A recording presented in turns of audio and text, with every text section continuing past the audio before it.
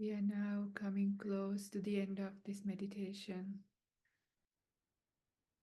I encourage you to continue to sit mindful and listen as I chant the Mettasutta in English. See how it feels when you understand the meaning in English of this very famous sutta called Karaniyametta Sutta or Mettasutta in English. This is what should be done by one who is skilled in goodness and who knows the path of peace. Let them be able and upright, straightforward and gentle in speech, humble and not conceited, contented and easily satisfied, unburdened with duties, and frugal in their ways, peaceful and calm, and wise and skillful, not proud and demanding in nature. Let them not do the slightest thing that the wise would later reprove, wishing in gladness and in safety. May all beings be at ease, whatever living beings there may be, whether they are weak or strong, omitting none, the great or the mighty, medium, short or small, the seen and the unseen, those living near and far away, those born and to be born, may all beings be at ease. Let none deceive another or despise any beings in any state. Let none through anger or ill will wish harm upon another, even as a mother protects with her life her child, her only child.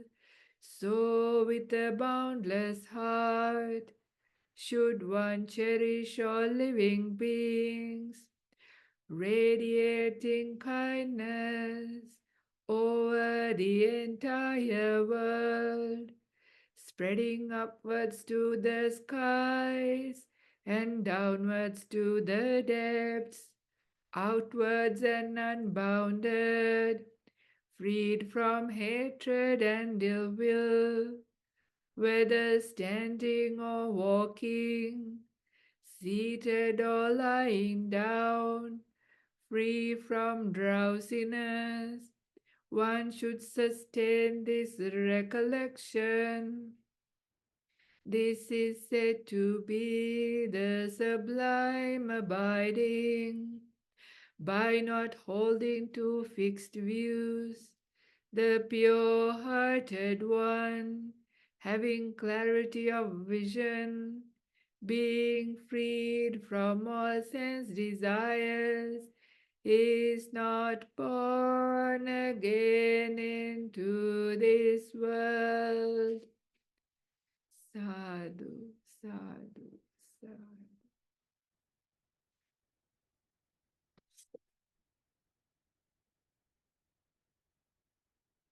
So today is the third sutta discussion class that happens on Sunday mornings. So it started with an invitation from the New Zealand Bhikkhuni Sangha Trust. And for New Zealand time, it is starting at 8 a.m. and Sydney time, in New Zealand, it's 10 a.m. and Sydney time, it's 8 a.m. So we started this series with Karaniyametta Sutta, or the sutta on loving kindness, famously also known as Mettasutta. So we are going through an in-depth discussion on this sutta. And so far, we have started to explain what this sutta is about, which is that the end goal of this sutta is full enlightenment and purification of our hearts. And the Buddha says there are some preparations to be done before that we could start spreading metta fully and very effectively.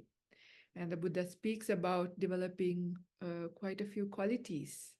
And we started in our first day talking about the first quality called sakko, which is in brief called being skillful and able, somebody who has the skill, the necessary tools or skill to be able to walk the spiritual path. We spent nearly about an hour discussing that, right? Sakko. And ujucha su ujucha, the next qualities were about making our mind upright, straighten it. And we discussed what that meant, and that meant that about your sila, yeah, about the sila, having right view, and it's a mind that is away from depression, instead a mind that is bright. So, and then it comes to suvachochasa, yeah, that is the sovachasa, and that is somebody who is easy to speak to. Yes. Sakko jucha suchucha, suvachochasa, yeah. So somebody who is easy to speak to, and we spent quite a lot of time during the last class going through that. And today we have arrived at the next quality, which is Mudu. Mudu means gentle, somebody who is gentle. Now, what does that mean to be somebody who is gentle? Yeah, there are many, many ways that we can understand this, and all of this is true. But I would also like to look at what the Buddha really meant by gentle. But before we go into that, let's just also mention about what we generally understand when we say somebody is a gentle person. Somebody who speaks very kindly, yeah? Somebody who speaks very softly, whose actions are also kind, gentle, and soft. Yeah, somebody who does not harm the other person or themselves as they interact, as we interact with these people. They are very nice people to hang around, right? If you have gentle people in your life, they are the people that you like to hang around because it's so nice to be with somebody who is gentle. Now, what is somebody who is opposite of gentle? Somebody that's called thamba. And that is somebody who is a bit stubborn and difficult to be with, yeah? So somebody with very strong views, yeah? Somebody who wants all the time their way, my way is the highway kind of people. Very hard to work with, yeah? If you're in a team with such people, very difficult to achieve a goal. Even for themselves, if you are, I mean, some of us are also like that. Yes, some of us are quite stubborn people. And when we are stubborn, we want our way. It's very difficult for ourselves, right? It is very difficult to adjust to a situation.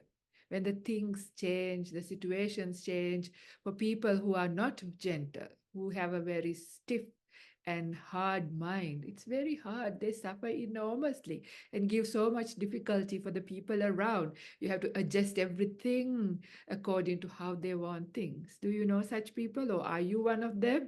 I'm sure each one of us have been like that at times, right? Even in monastic life, when we live in a large community, when there are people like that, these are the people who try to change even the monastery rules, the routine, according to how it's suitable for them, instead of falling into the system that is already in place. So it's like people who are like stiff rock, can't fit into a box exactly, right? Or a cup. Like if you are like water, that is like somebody who is gentle. You can take the shape of the vessel very easily and fit in. Yeah, you can go with the flow, you can fit in with the people. It doesn't mean that you do immoral things, you don't have your good qualities and you are firm with that, not at all. But you know, when the things are with your integrity and everything, but you fit in. You're not too fussy. You're not too demanding.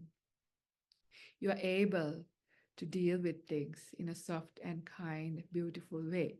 So this is true for the quality of Mudu, but where is it coming from? Now there are some people who likes to be the goody person. Yeah, their self view is I am a perfect person, I'm a good person, I'm a kind person. But this sometimes is coming, nothing wrong with that, but sometimes this is coming with a big sense of ego, a sense of self. And then this quality is coming actually from the wrong place, because they would do everything with the act of will to be kind, act of will to be gentle, act of will to be soft. So when the outside conditions are conducive, when other people are not giving a hard time, when the things are peaceful, they can manage to be so. But have you seen such people? Suddenly, you have a shock when you hear them speak quite unkindly, strongly, and then you get a shock because you never expected that. And when the outside conditions change, the situations change, they change. And that is because the quality was not coming from a real place, from the mind. Instead, it was more of a show that has been put up. And there are people like this too, and some of us could be like that too. It is important to recognize. I mean, even as a way of acting, to be nice, kind, and gentle is better than otherwise.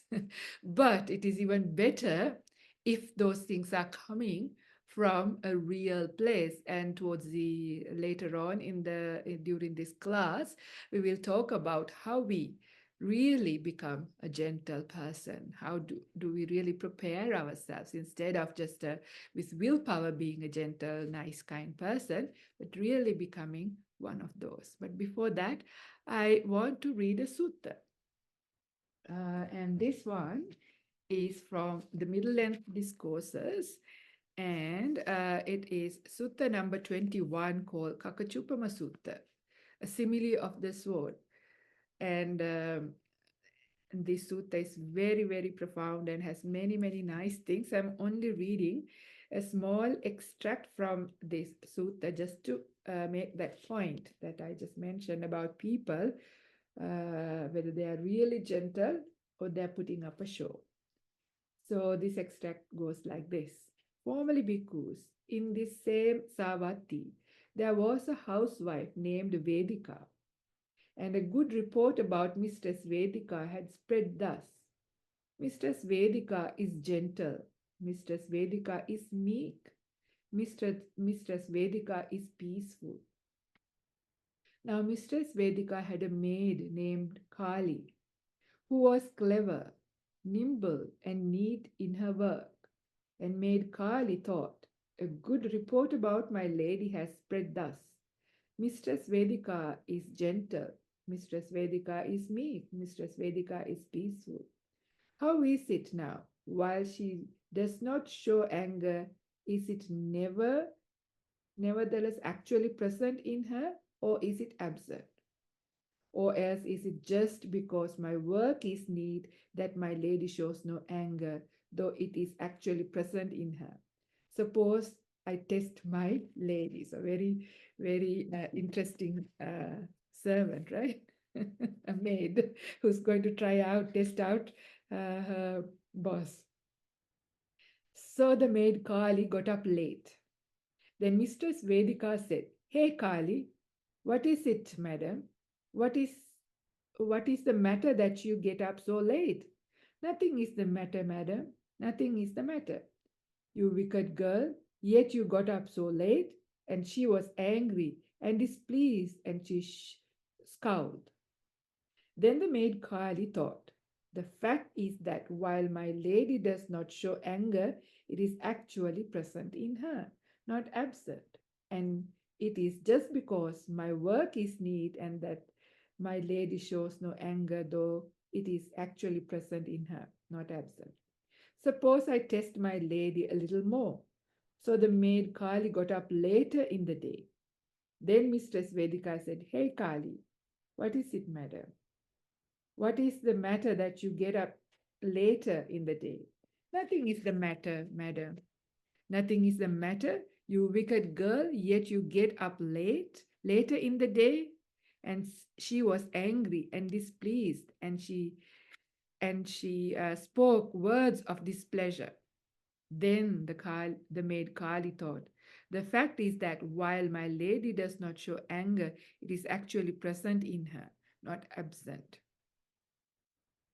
So I will skip the rest. She tries her out so much more up until the point the lady actually hits her until blood comes from her. And so after this incident, the Buddha says this to the monks. So too bhikkhus, some bhikkhu here extremely gentle, extremely meek, extremely peaceful, so long as disagreeable courses of speech do not touch him. But it is when disagreeable courses of speech touch him that it can be understood whether that bhikkhu is really kind, gentle, and peaceful. It's a good point, right? Just to make that point that being gentle has to come from a real place, not just by when the conditions are conducive, we can be all nice and gentle because nothing to press our buttons. But somebody who can, when the buttons are being pressed, can still maintain the cool. Yeah, it's coming from a really good place. That is when we understand whether somebody is really gentle or not. And what else do I have in my notes? So another thing that is interesting about somebody who is gentle, these are the kind of people who are quite soft that they can actually, they have a lot of empathy. Yeah, they feel other people when they are going through difficulty. Yeah, they feel the pain in others, and then they can understand and they can show kindness and gentleness in a very true way.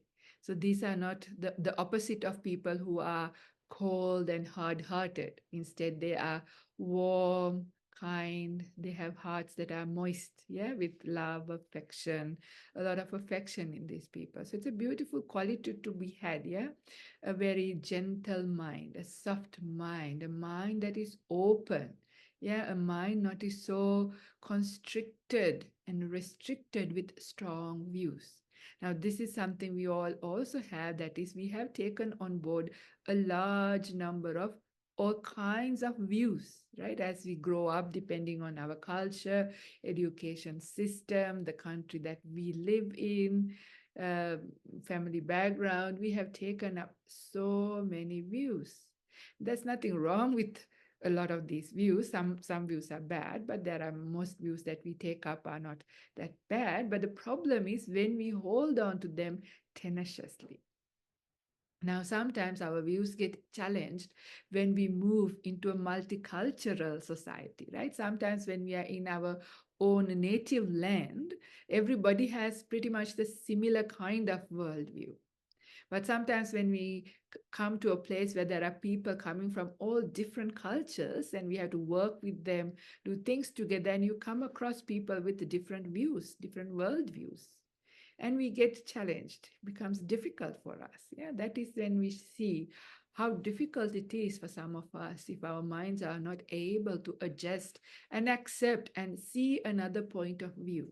Yeah, so being able to be open to other people's points of view. If you are a team leader, if you are a very good team leader, then you are somebody who does not just tell everybody how you want things done, but you also ask everybody else, how would you like to do this? Do you have other plans, other ways of doing it? And really honestly being open to their ideas and evaluate them, and their idea might actually be better than yours, or maybe it is not. But being able to, that sincerity in asking other people also for their view, including people, being able to include people, this is beautiful, right? That is also part of that quality of being Mudu, a gentle person. And you can recognize how quickly it is hard for us, right? When we want to do something, we want it our way and we want to control everybody. And this is the opposite of Mudu quality. Yeah, so this is another aspect of this quality, and you can see how a, how difficult it is to even advise somebody who is not gentle. So technically, like we said, so just the last time, somebody who is difficult to speak to, somebody who is not gentle is also difficult to instruct. They also can't take on board the teachings. Yeah, they got their strong views. Their strong views is what stops them from getting any help, any instruction.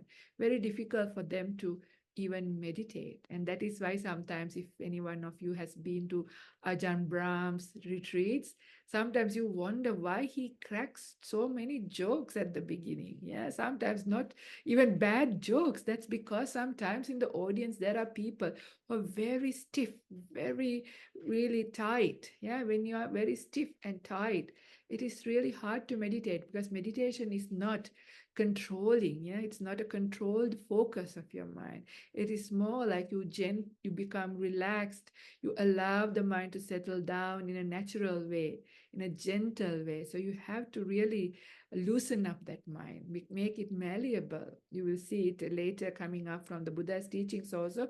But even, even in a more practical way, even to listen to the Dhamma, that is why even Ajahn Brahm sometimes crack jokes during his talks, is because when people start laughing, sometimes they become a bit more softer. The minds open up and there is an opening for the Dhamma to go in. Otherwise, when the mind is so stiff and stern like a rock, nothing goes in. Only their own views cover them up and they stay like a rock, hardened. Yeah. So those are a few things. Before I get into the suttas, I want to see whether I have any other notes.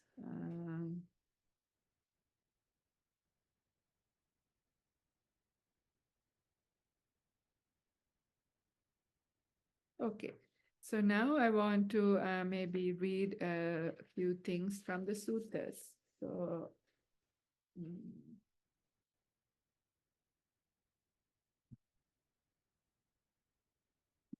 so this is again a little extract from Numerical Discourses, book number, chapter 8, sutta number 12, I believe. Yeah, it is a long sutta. I'm only going to read an extract called, and a sutta given to a general called Siha. This is just to show how the Buddha starts his discourses. You don't always see this in discourses, but usually this is how the Buddha starts giving a discourse to somebody. It goes like this. Then the Blessed One gave Siha, the general, a progressive discourse that is a talk on giving, virtuous behavior, and heaven. He revealed the danger, degradation, and defilement of sensual pleasures, and the benefit of renunciation. When the Blessed One knew that Siha's mind was pliant, softened, rid of hindrances, uplifted, and confident, he revealed that Dhamma teaching, specifically special to the Buddhas, and that is suffering, its origin, its cessation, and the path. Then, just as a clean cloth, rid of dark spots, would readily absorb dye, so too, while Siha the general sat in the same seat, there arose in him the dust-free, stainless Dhamma eye.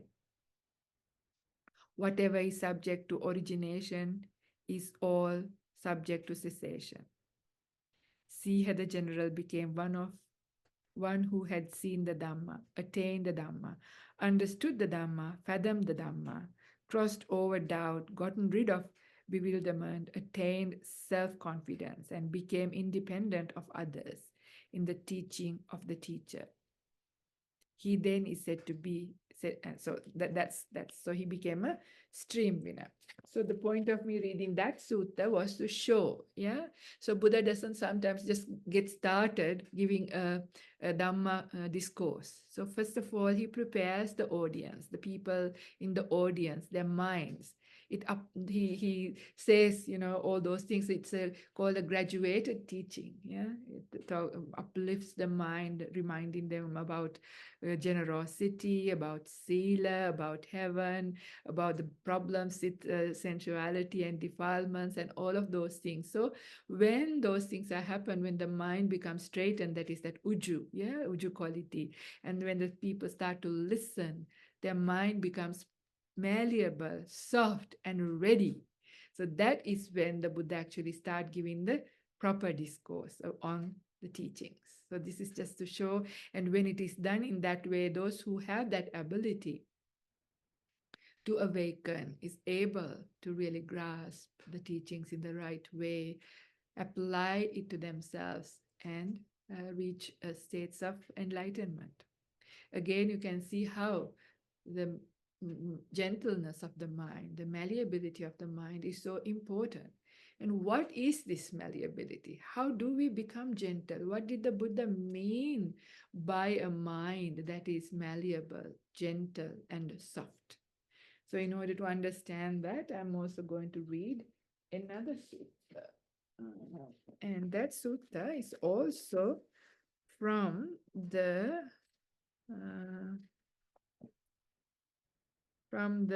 numerical discourses, and this is in the book of 3, sutta number 101, called the soil remover.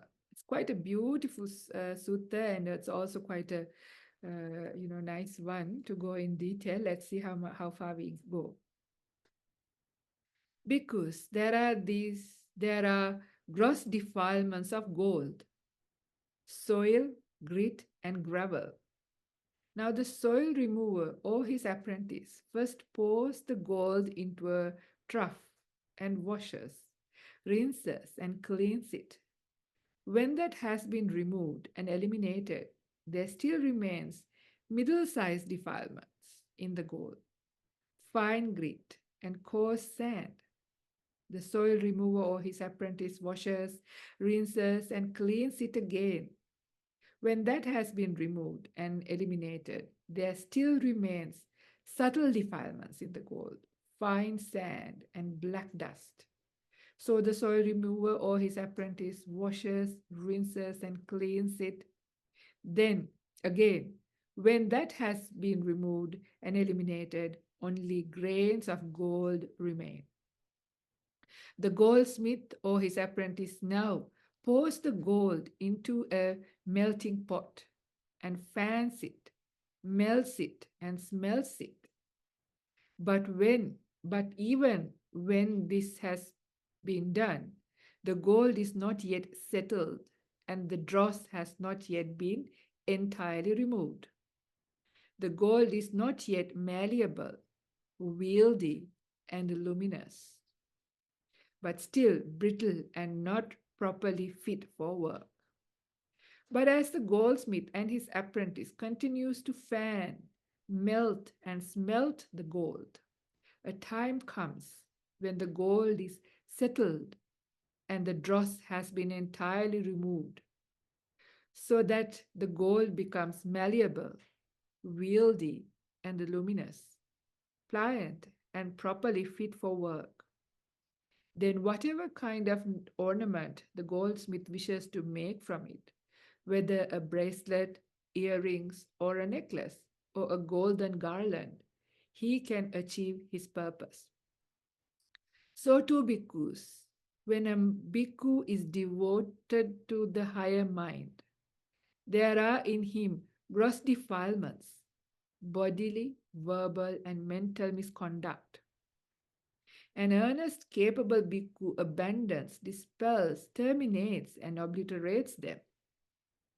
When this has been done, there remains in him middling defilements, sensual thoughts, thoughts of ill will, and thoughts of harming.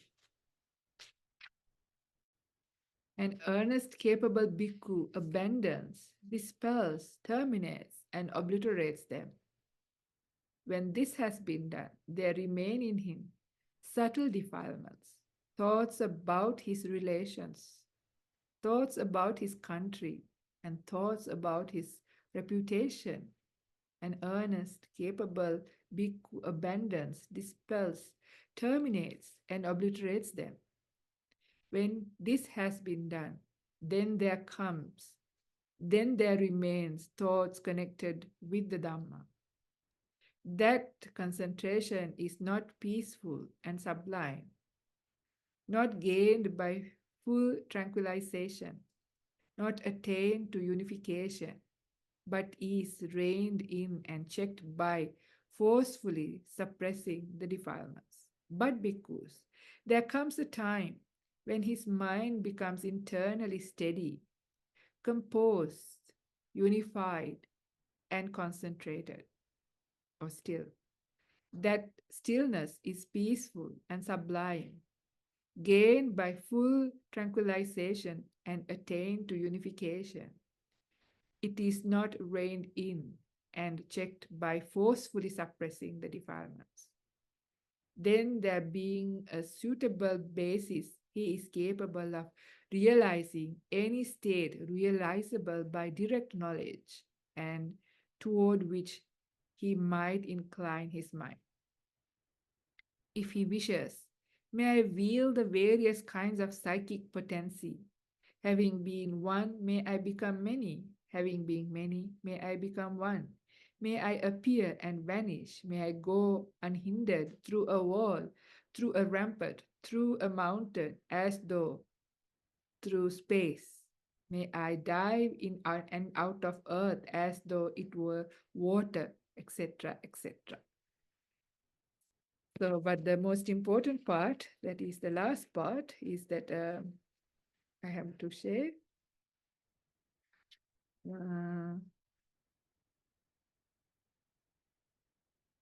With the same kind of mind, if he wishes, may I, with the destruction of taints in this very life, realize for myself with direct knowledge the taintless liberation of mind, liberation by wisdom, and having entered upon it, may I dwell in it.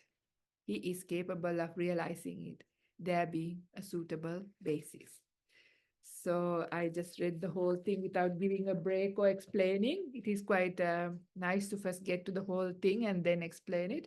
So here you get an understanding of what the Buddha meant as a mind that is malleable, wieldy, and soft, right? And that is a mind that is rid of gross defilements, middling defilements, and even subtle defilements. Yeah.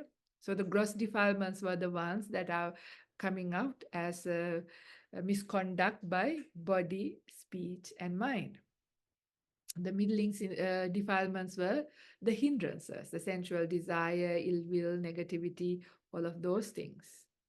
And the subtle defilements are even those subtle thoughts that are related to who you are, your ego, yeah, and what you know, your knowledge, and various thoughts about your clan, your country, all of those things. So whatever it is, these kinds of, there are degrees of defilements, degrees of things that we need to purify. So this whole part is about purification of the mind, starting from the gross to the middle to the subtle. And so how do you end up having a very gentle and soft Mudu mind? It's a mind of an enlightened being. But of course, we have to use something like this also to get enlightened, right? So how do you do it? Is by working on our defilements. So we need to work with our gross defilements, and this is why we take up the precepts to restrain ourselves, yeah, from doing bad things like killing, stealing, sexual misconduct, lying. We do it by taking up precepts, yeah, when we see the danger in them, the danger that they bring to ourselves and others. Once we see it, we undertake to keep. So once we see the harm they do, we undertake to keep these precepts. And by doing so, our minds become bright, our minds become soft and gentle. And of course, then there is the the five hindrances, which are much more difficult. Yeah, sensual desires. This is not that easy to get over, right? Because we have trained ourselves for a long time in samsara to enjoy these things. We think that we are enjoying. That's why they're called sensual pleasures, even though we know what they also bring is a lot of suffering. There is gratification, but there is also danger in all of these sensual pleasures. The very least big, the pleasure coming to an end, because nothing lasts forever, right? Even your favorite music concert or your favorite food or your favorite holiday, whatever it is, just it coming to an end itself is a problem. But there's much more danger than that. I don't think I have to go into any detail. You can do your own reflections about these things and to know, yes, there is gratification, but the danger in them is large. Yet, our minds really like to indulge in sensual world. So sensual pleasure, sensual desire is the first hindrance.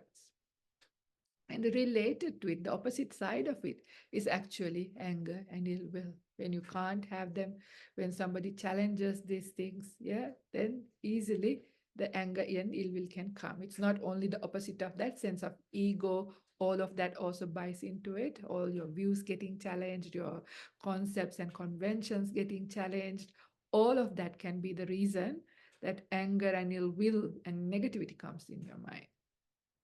And then, of course, when we get so exhausted by thinking too much, yeah, we are big thinkers these days. We are big worriers, right? We worry about so many things. We plan and plan about things. We have plan A, B, C, and D. What if this happens? What if that happens? What am I going to do? Yeah. So all of that planning, all of that worrying makes your mind so restless.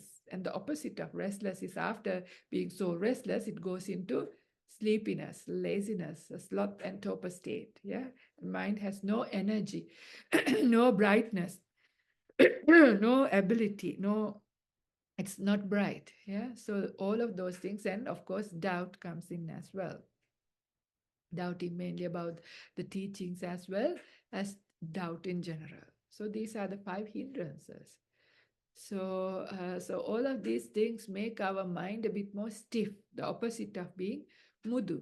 So the Buddha gives a good indication of how what he meant when he meant the quality Mudu, and how do you make your mind gentle and soft. So it is not using your willpower, but rather it is with really preparing the mind, meditating, yeah. So stage by stage, preparing your mind, and the mind really becomes gentle, the really becomes soft when it comes out of deep meditation. This is really true. This is really interesting. Now, if any of you have had opportunities to hang around somebody like Ajahn Brahm, you would see how incredibly soft he is actually. Yeah, how incredibly soft he is. At times, if you're doing work with him, you can see that he can appear as very firm, and he can say no to you. He can do all of those things. Yet, you know that he is actually very gentle. The most interesting times that I have seen this is when people have done really terrible things, yeah, really terrible things. And then they go up to him and ask for his forgiveness. Yeah, so they go up to him and say, I've done these things and I'm sorry and please forgive me. And you see how gentle he is every single time. Some people have repeated offenses, right? They say sorry and they go right ahead and do the same mistake and come back. Say, oh, I did it again. I'm sorry. Every time it's truly really soft. And you wonder, if you they were telling you this, you would probably give them a big, talk, and you would probably tell them, oh, didn't I tell you not to do this, you stupid person? Sometimes how we feel, sometimes when we see people doing stupid things, how we get angry, how we want to really tell somebody off for doing something bad or something harmful for themselves and others. But somebody who has a gentle mind doesn't do that.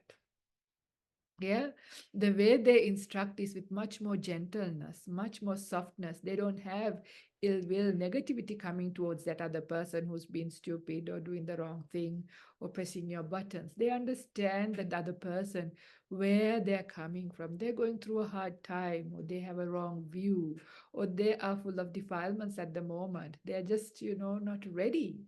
So they can't help themselves. So they do these mistakes. So this is the nature in samsara.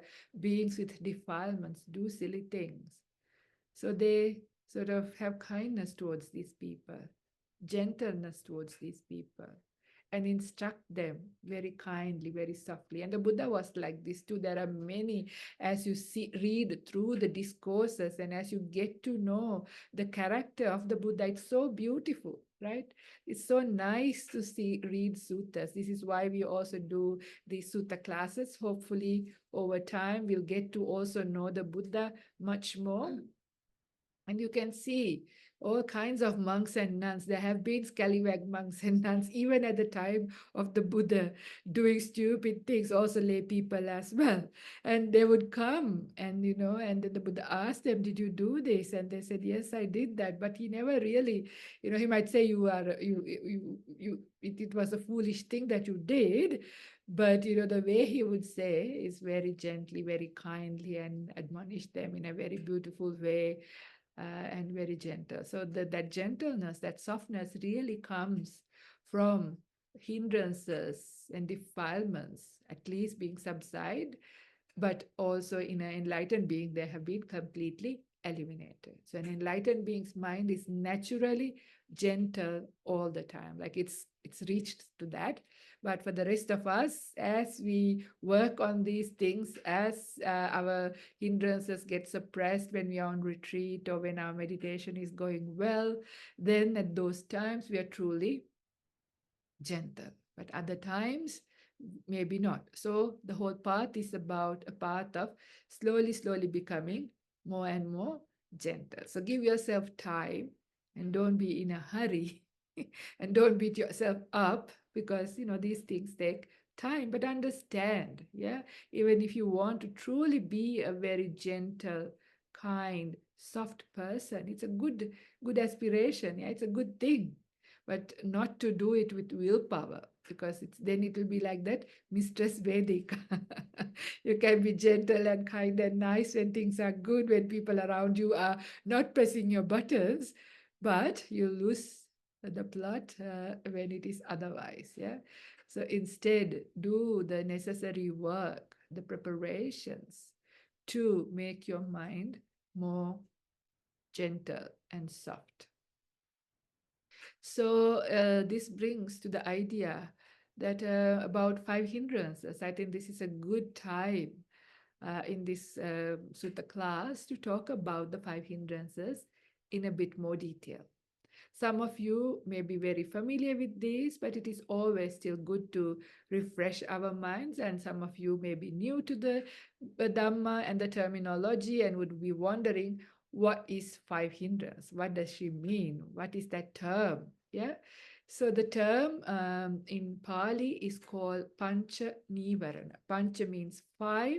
Nivarana means really covering up or hindering something. So that is why they're called hindrances. So what does it hinder? It hinders the beautiful, bright, brilliant mind from being so. Yeah, our minds are naturally bright, brilliant, and have a potential to be gentle. But it is these hindrances, when they come in, it makes the mind dark, stiff, and like a rock, opposite of and then wisdom cannot arise. Yeah, you can't see things for what they are. Everything that you see, hear, and feel are distorted because of this hindering. It hinders your vision. It hinders your seeing things for what they are. So in Pali, the term is yata bhuta jnana dassana, that is seeing things for what they really are, the world, and having that right view.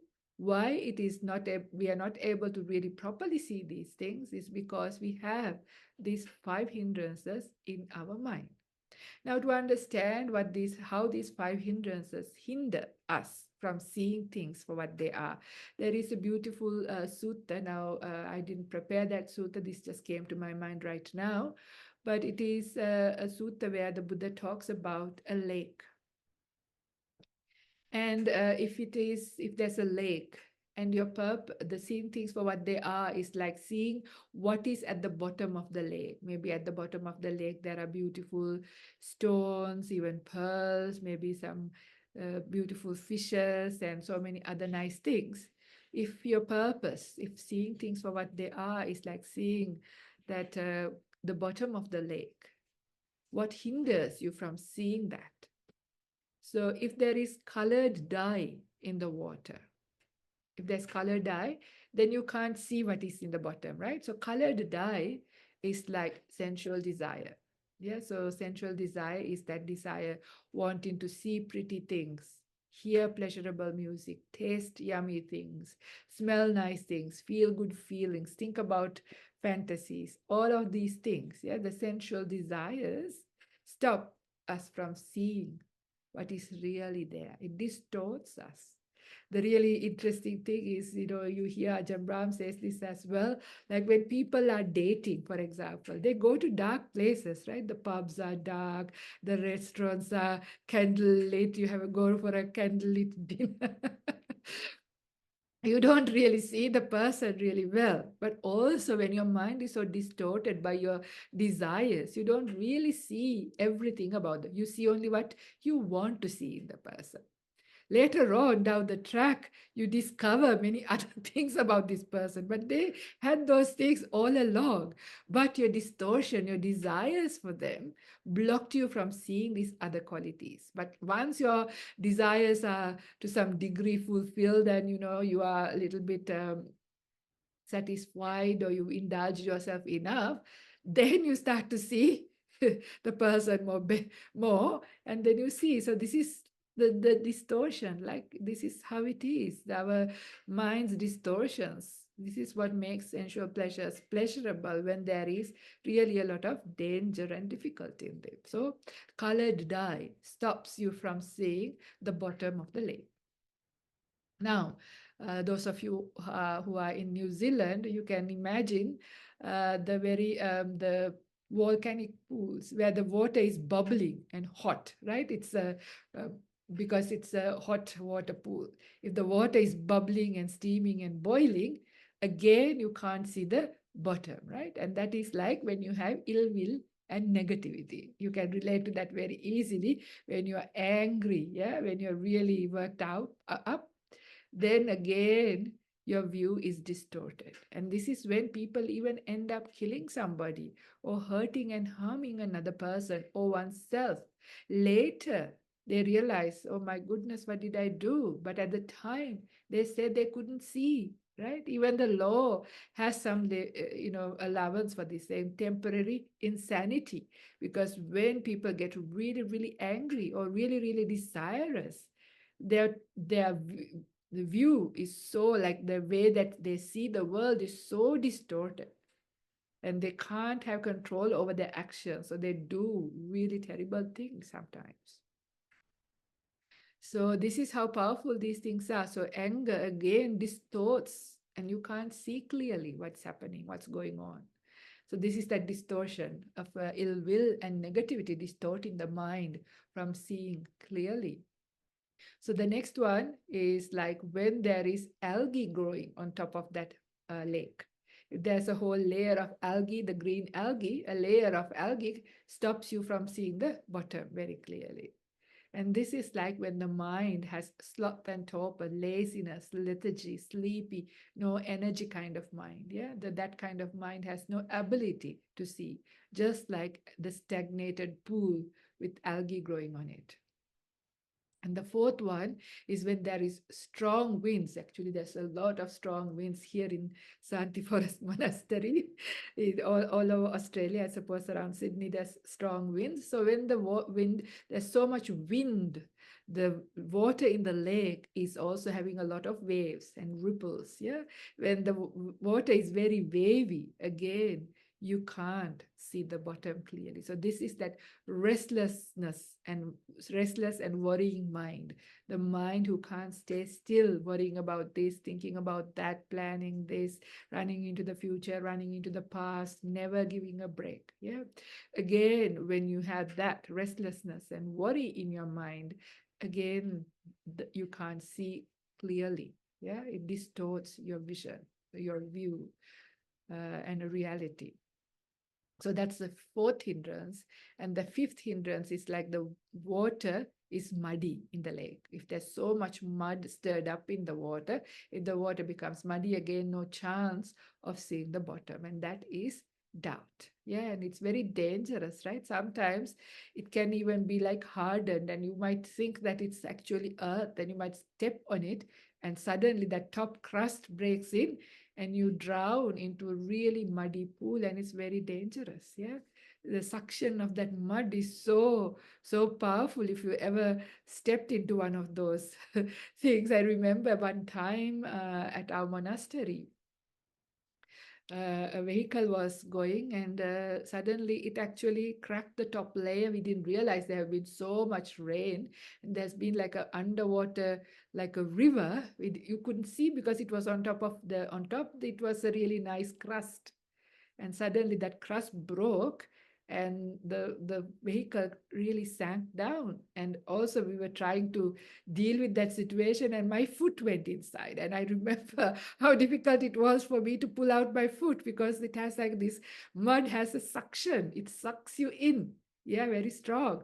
So this is how doubt can be. Yeah, doubt can be very dangerous. It's not only stops you from seeing, it sucks you in the wrong direction, in the opposite way. So doubt is extremely dangerous. Yeah. So anyway, so these are the five hindrances: sensual desire, ill will and negativity, sloth and torpor, restlessness and worry, and doubt. So this is called five hindrances, or pancha nivarana in Pali. So these things are present in our mind. In normal states, unenlightened beings, our minds have either, sometimes you have all five at various levels, and sometimes one of them become much more prominent. Either you have strong desires come up, or strong ill will come up, or whatever. Sometimes a few of them are there. So you know what the mind is like. So when these five hindrances are there, definitely that mind is not called a gentle mind, a soft mind, a mind that is have the quality Mudu, right? So this is really nice to know. Yeah, nice to understand. So to understand how beneficial it is to have a mind that is truly soft and gentle, so that it can actually absorb the teachings, just like a sponge, like a clean cloth. In that the general Siha Sutta, the Buddha said, like a clean cloth can absorb the dye. Yeah, if the cloth is dirty, if you're trying to dye something, the dye won't take up nicely. So if you ever done any cloth dye, which we do quite a lot with our robes, it's part of our monastic practice. It's a big process of preparing the cloth, cleaning it, getting rid of any oils, any marks, and all of those blemishes. And after the cloth is very clean and prepared, then it can absorb the dye. So same like when our mind is having that gentle quality, when it is free of hindrances, or at least the hindrances are down, then it has the ability to absorb the beautiful Dhamma, to be able to see the teachings, and really very beneficial. So I have gone talking for nearly an hour, or at least 45 minutes. So I would like to now open up, and it's really nice if people can actually participate, because this is the point of having a Dhamma discussion, a Sutta discussion, rather than just me talking about it. So let's take some time now to maybe listen to others. If you have some comments to give, if you would like to add something or ask a question, you can unmute and participate, or you can put into the chat.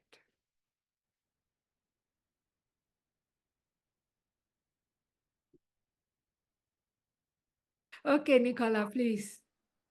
If I might, thank you. Thank you, Ayya. Wonderful talk on just that one word in the Mettasutta. Just wow. So thank you. Um, if I might go back to that opening sutta, which was from the Majjhima Nikaya 21 on the angry householder woman, I felt very conflicted when you mentioned that because there are times when I can be very gentle and peaceful, and yet inside I'm absolutely heaving with conflict and what I want to say, but no, I can't say that because it's too harsh. And how am I going to convey this message that I need to if I'm going to be assertive? So I've done a bit of training in non-violent communication. So that balance between being assertive and aggressive, and so I really sort of I really need a maid like that to call me out when I don't get that balance right. But I also felt for the household, whose name I can't remember, because I thought, well, there's an element of which, is she trying or is she hypocritical? So I really felt quite conflicted. So I'm interested to know what other people think about that, what you think about that as well. Yeah. Before I say anything, would anybody else like to add to this or say something about it? You can unmute and speak. I'm sure many of us can relate to this. It's quite true what you say, so don't feel alone. I'm sure a lot of us can relate to what you're saying. Okay. Nobody's brave enough to say anything. But anyway, let me say it's a very good point. Yeah, very good point. Finding that balance of restraint, right? Restraint and the other part. So with that Mistress Vedika, her thing was about her ego. She wanted that reputation of being this very gentle, nice, kind, soft, amazing person, right? So it's coming from a different place in her case. She had a big reputation in the whole village, in the whole town. Everybody knew her, and she wanted to maintain it at all costs. But it was really not coming because he was actually a really kind, amazing person without free of defilements of and free of hindrances, but rather she really hanged on to that reputation, to that praise, to being somebody like that, but not working on it. So having that aspiration, that's fine. But if it is coming from a sense of ego, then there's a trap, right? Even for us going on the path, it's not about being anybody, right? Even the kindest person, you will become kind, but that's the result of it. But if your goal is to be kind in that way, just to become popular, to be reputed, to be known, and to become famous, then that deceives the point. Yeah, it's actually a trap. So this is the point. So there are sometimes monastics too, who just to get the donations, to have a lot of disciples, so all that, they put up a show. But rather the Buddha is saying not putting up a show, but really do your work, yeah, and really work on these qualities and reach there gradually. But that's the main goal. So not about reputation, not to become somebody so that other people think of you in that way. So it's like kind of a fake gentle person, but rather you work towards. But while you're working towards these things, of course, your buttons get pressed, things happen. But again, we have sense restraint. So of course, we have that obligation to speak kindly as much as possible. But where you are coming from is very different. You're not coming from a place of wanting to be seen as this amazing person.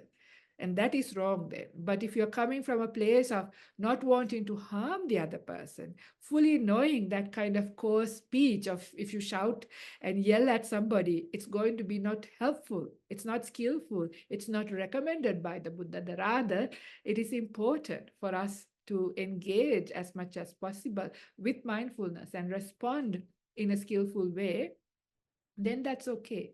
That's what's to be done, because until we reach there, we have. So this is the part where we recognize, okay, they said this and this is how I feel. So you feel the emotions coming up, and we always say emotionally triggered, don't respond. Calm yourself down first. So wait.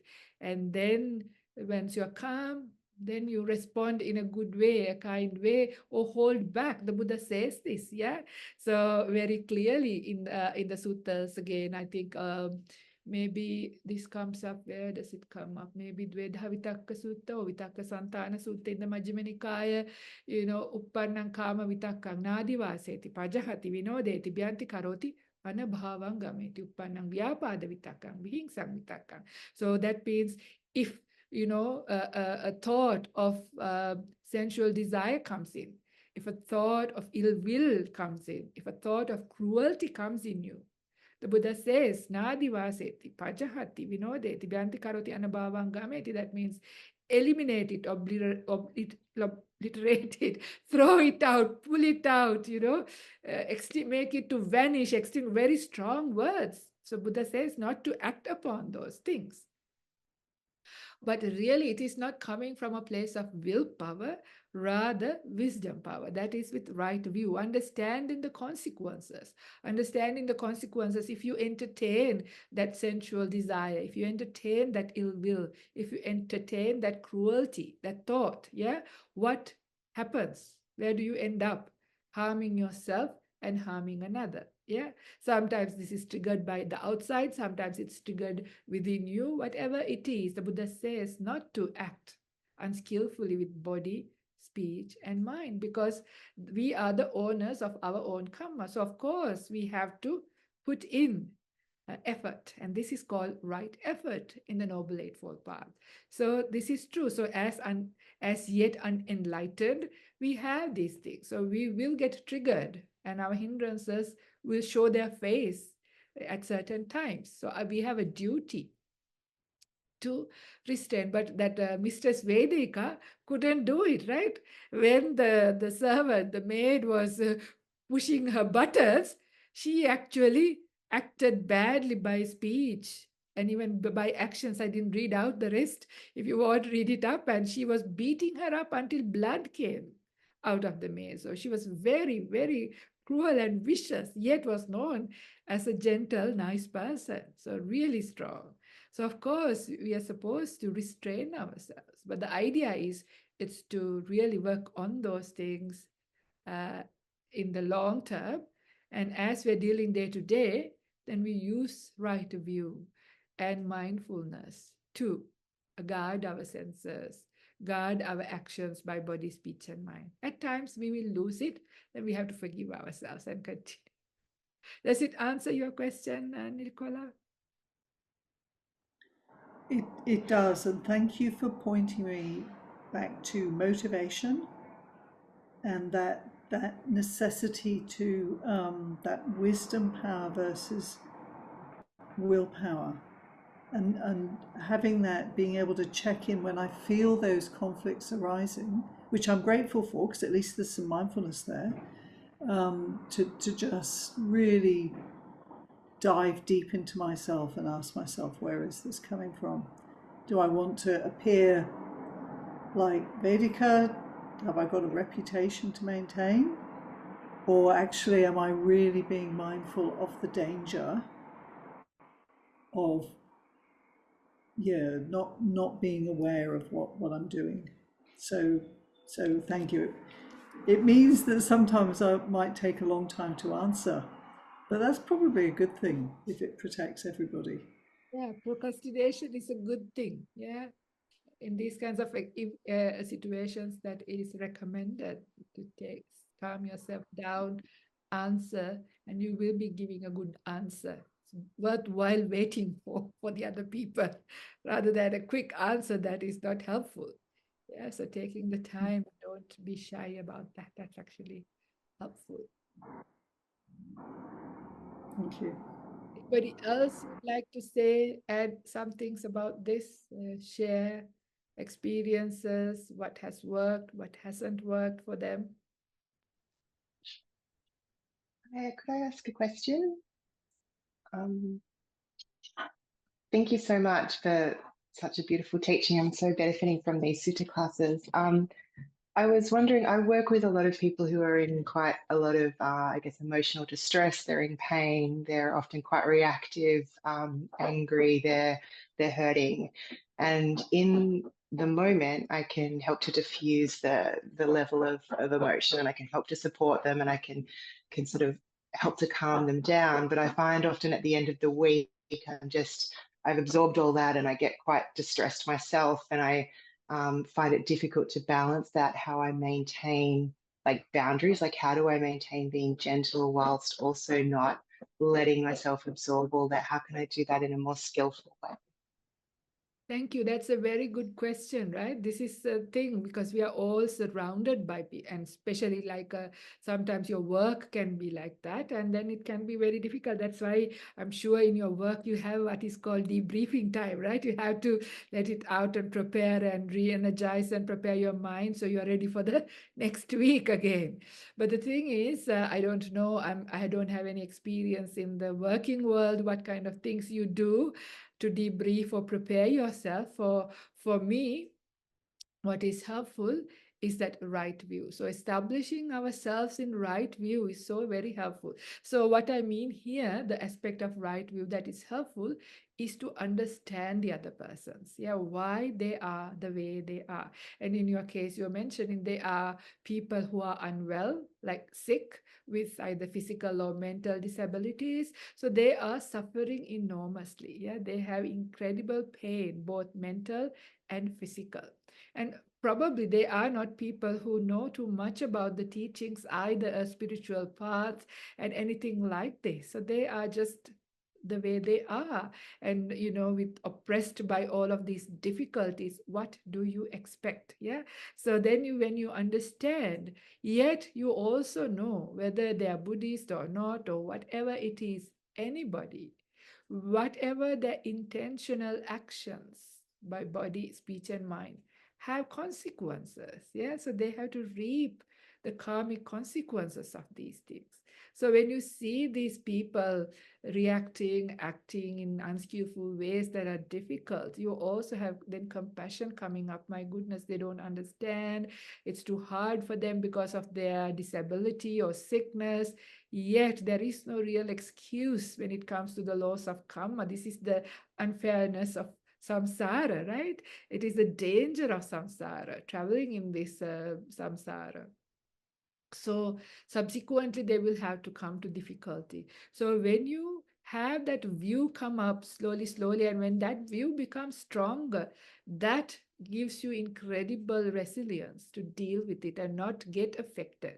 Because then you have like a whole solid compassion around you. You are like inside of a bubble of compassion. In your occasion, more than metta, it's compassion. I mean, metta can also be, but compassion is even more because you see these are people who are suffering a lot already, and they're also headed towards suffering because of the unskillful actions by body, speech, and mind. So when you have that right view come up, and when it starts to really take root inside of you, it builds an incredible shield around you of resilience. So then hopefully you won't get as affected by these things. When these things are happening, you have compassion, so you are not completely absorbing them, but you can help them without getting too affected. So that is, hopefully, it takes time. So, but this is a process that is worthwhile doing. So slowly, slowly bringing up, even during work, remembering why the conditionality of people, myself and them.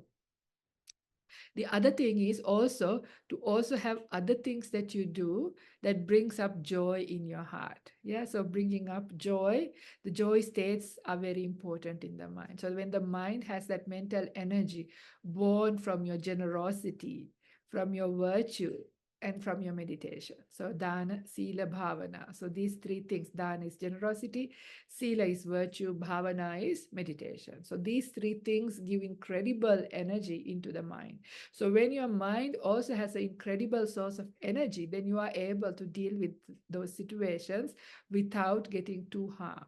So there is an extra incentive to be able to, for you or somebody who's doing this kind of work day in, day out, to keep up your mental energy by engaging. So part of your job, you have to dedicate some time for taking care of yourself. And I'm sure that workplace has these kinds of opportunities for you to go on retreats or do various things, because that is absolutely necessary. That's what I can think of, how to deal with this and not get too affected.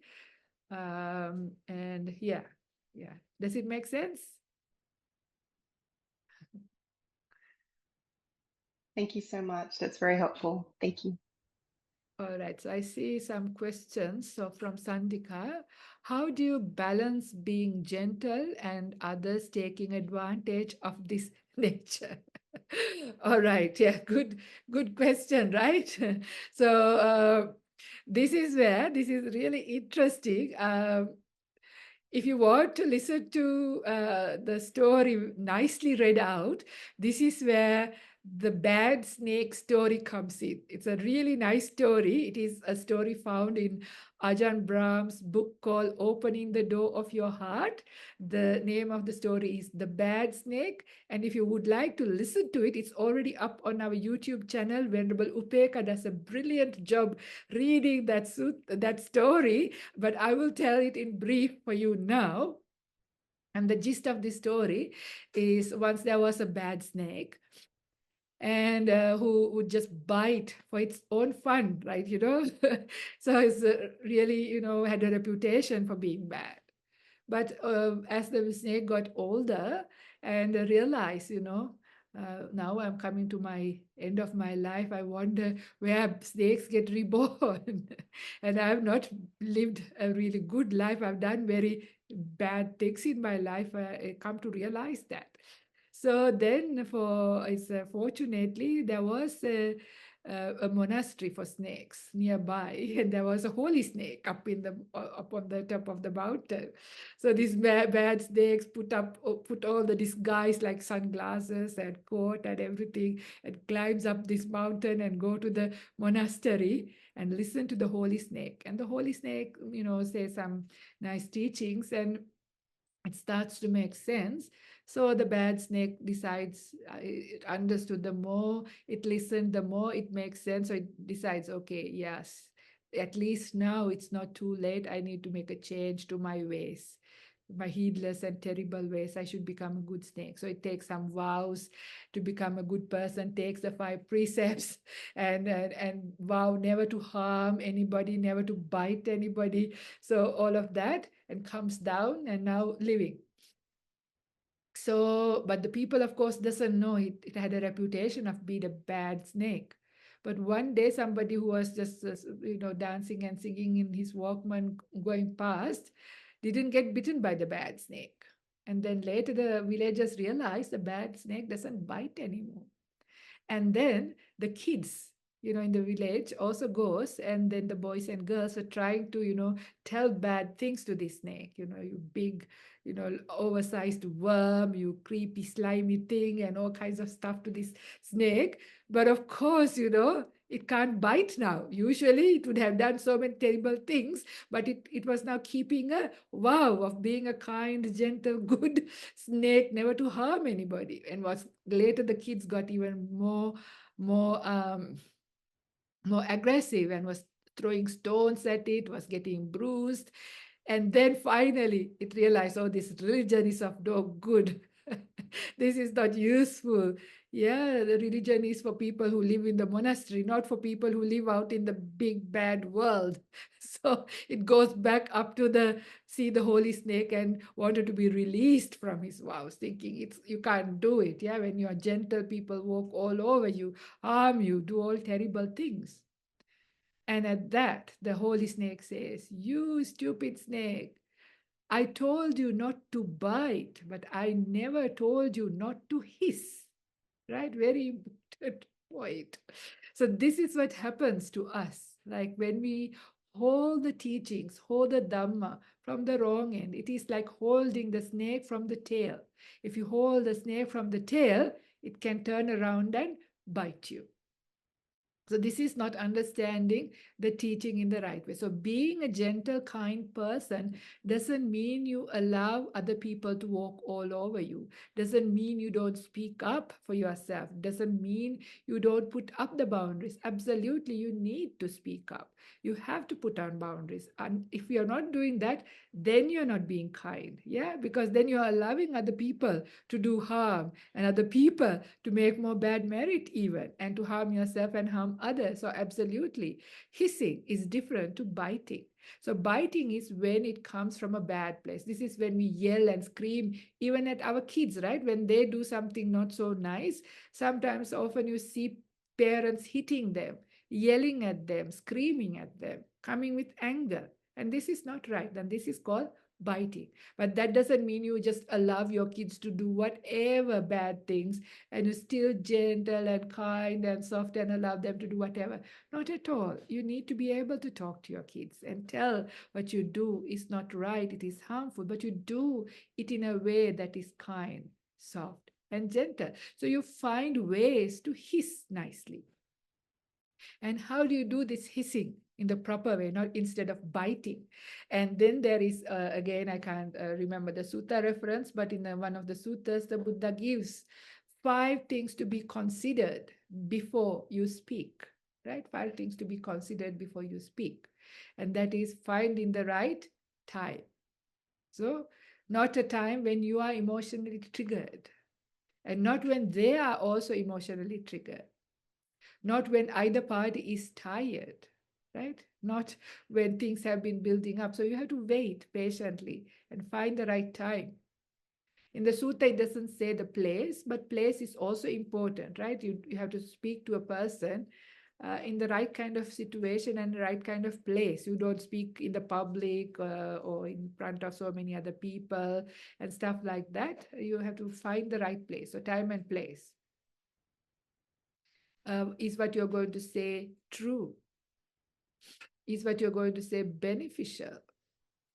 Is what you're going to say coming from a gentle place? Yeah, the way you say, like nonviolent communication, the way you phrase it.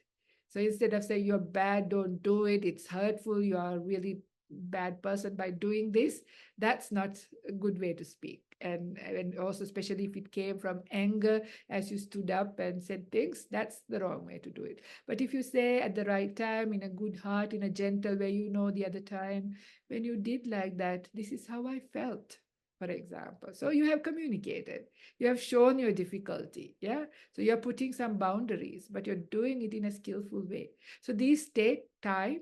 This takes a lot of learning and practice. So you need to learn ways of skillfully but very gently, but still very skillfully. Being gentle doesn't mean stupid. Being gentle means coming from a wise place, caring for yourself and caring for others. So then you can speak up. You don't allow people to walk all over, not at all. And you can put your boundaries. So, and the last one, the fifth factor, is coming from a place of metta, affection. So if you are able to build up that inside of you, again, your communication will be right. Yeah. So you can see when somebody is coming from affection, because affection, respect, and trust comes pretty much together. So you see even somebody telling you not to do something. Yeah, when you feel that they are talking to with a lot of respect, with affection, with a lot of trust, even if it is a difficult thing for you, you know that you will obey that. Yeah, you would want to do it because you feel where the other person is coming from. In the same way, you can also try for your own things. You can, when you do try to come from these good places, it is easier. I mean, I know there are very, very, very difficult people, and some of them may have actually mental health conditions. So with people with mental health conditions that are very aggressive and difficult, it would be difficult. So you will have to maybe have a counselor, have leverage, have somebody else to be with you as you speak. So there are very many ways built in the world, in psychology as well, how to deal with really difficult people like that. But if it is just a normal person, like in the sense without somebody with their severe mental health issues, then you can actually use these, and often done at the right time and right place, and coming from a affection, you will be able to stand your ground. So I think this is a very important point, because many people say when they start the spiritual journey, when they become kind, when they're keeping their precepts, people think you are very weak, you're soft, you can be, made use of, taken advantage of, but that's completely wrong. That is when you hold the snake in the wrong way. But you have to be wise. Yeah, you have to be wise and apply yourself. So this is how much I would say about this. I hope that answers your question. And then Serena says, when the thoughts of ill will come up, we know we stop ourselves. We recollect the Buddha's qualities and recollect that we are heirs of our own karma. Yes, that's a very good reflection. So these are the parts of mindfulness helping you to stop. Yeah, when we are emotionally triggered by other people's speech or actions. Yeah, the way to stop, because it's never good to react and in a way or respond in a way that is unskillful. So remembering, yes, recollecting the Buddha's qualities, that is Buddhanusati. You can also do Dhammanusati or Sanghanusati, any one of those also you can use. And also remembering, yes, we can emotionally triggered to do something, and it might feel good at the time, but later down the track we have to reap the karmic consequences of these things. So of course, when we remember like that, we can stop. So thank you for sharing that beautiful advice, Serena. Thank you so much. So yeah, so anybody else want to say something else, or any more comments?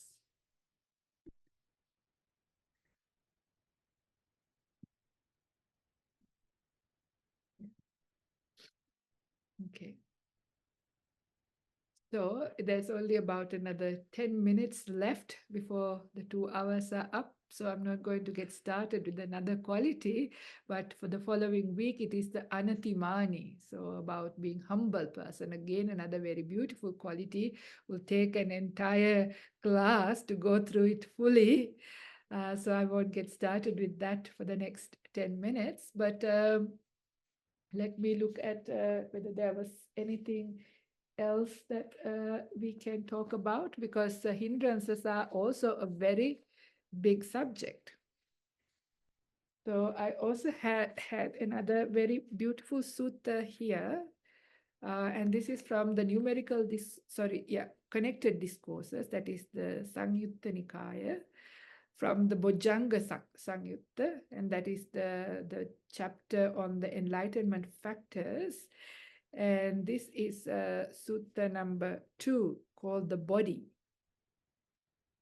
And in this sutta, there is a long discourse on the 5 hindrances. That is that what we spoke about, what makes our mind not so malleable, not so wieldy.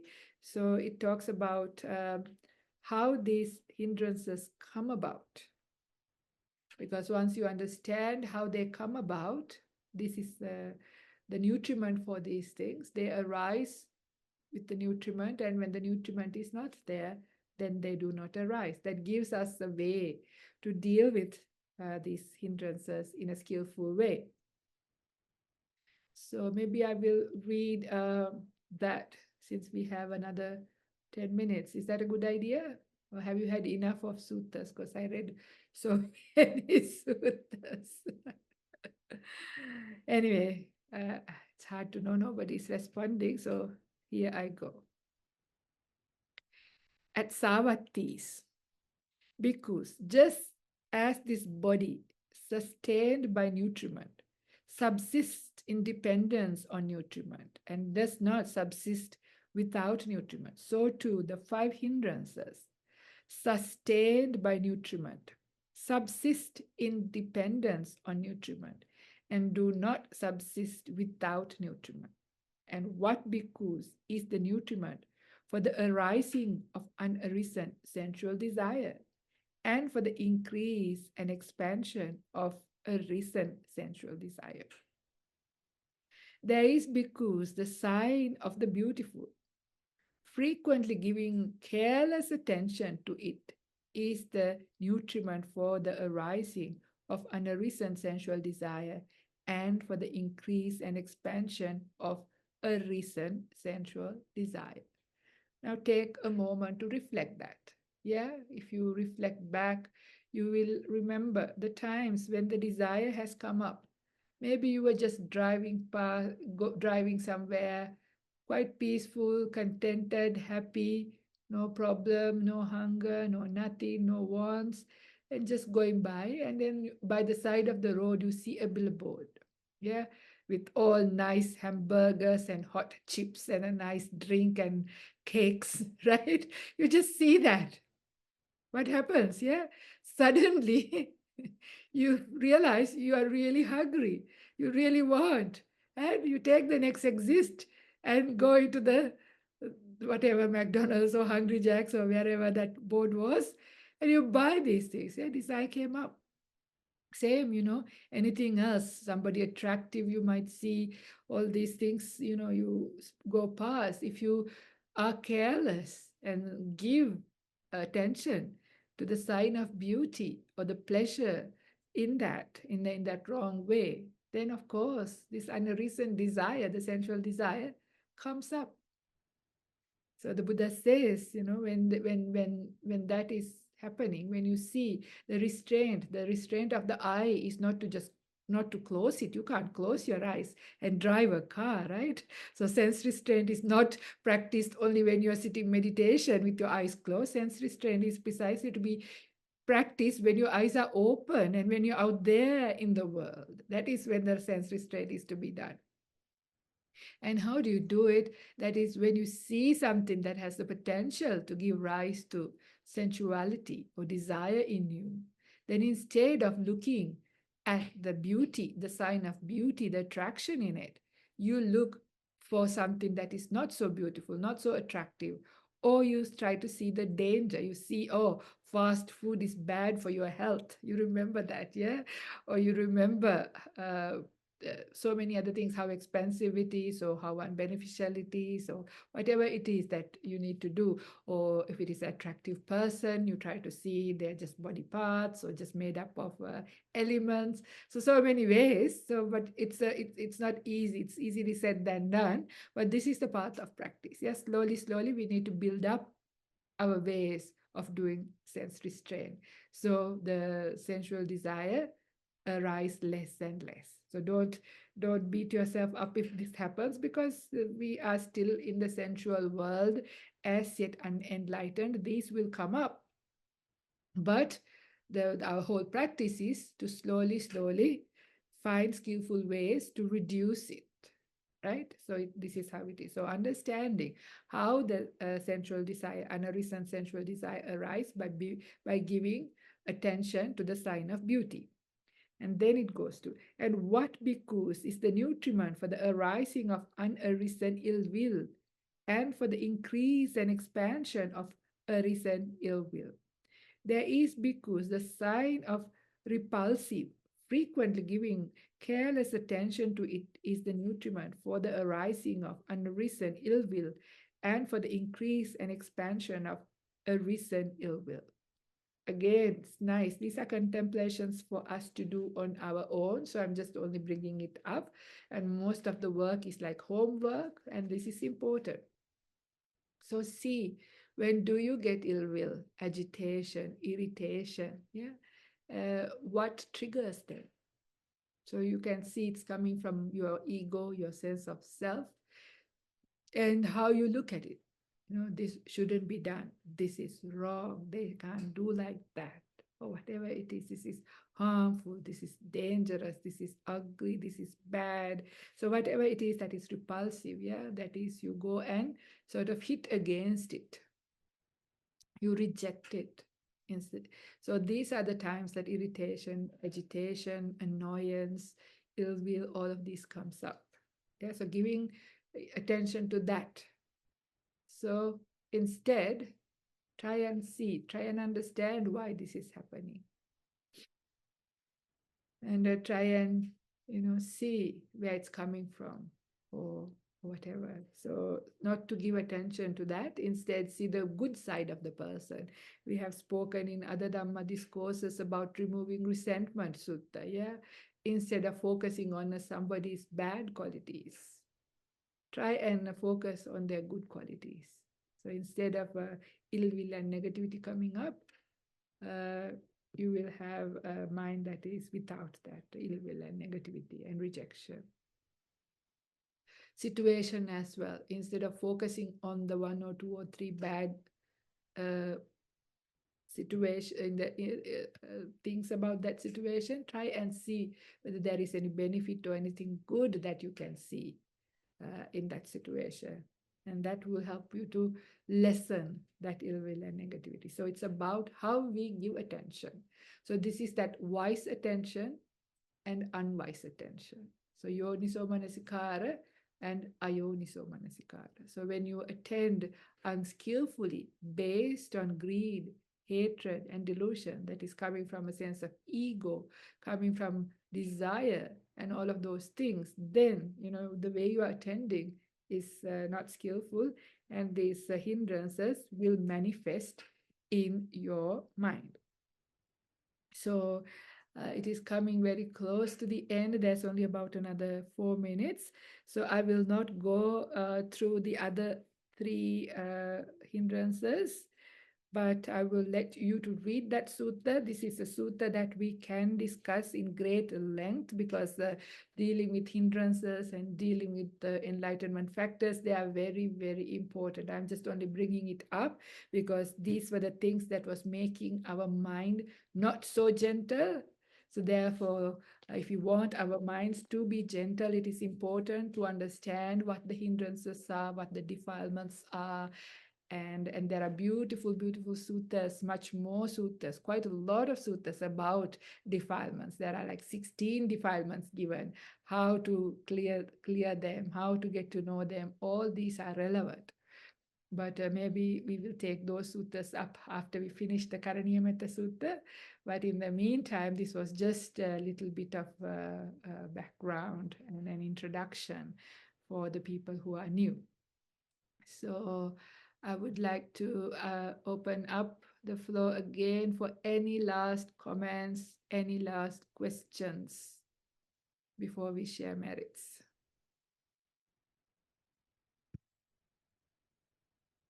Okay. Everybody is silent. So therefore, now I will take this opportunity to share the merits, since we've been reading out quite a bit of teachings, discourses from the Buddha. It's nice to also share these merits with all of us here for good health, well-being, progress on our path with all beings in all realms of existence. May they too rejoice in our good practice, in the goodness of our lives. I'm going to say the stanzas once more, again in Pali. I'm sorry, I keep forgetting to bring the English version. One of these days I will do it. Akasatta cha bummatta devanaga mahiddika punyantang anumoditva chiran rakkantu loka sasanang. Akasatta cha bummatta devanaga mahiddika punyantang anumoditva chiran rakkantu desanang. Akasatta cha bummatta devanaga mahiddika punyantang anumoditva chiran rakkantu mamparanti yettavata cha ammehi sampadang punya sampadang sabbe deva anumodantu sabba sampatti siddhya yettavata cha ammehi sampadang punya sampadang sabbe bhuta anumodantu sabba sampatti siddhya yettavata cha ammehi sampadang punya sampadang Sabbe sattanumodantu sabba sampatti siddhya.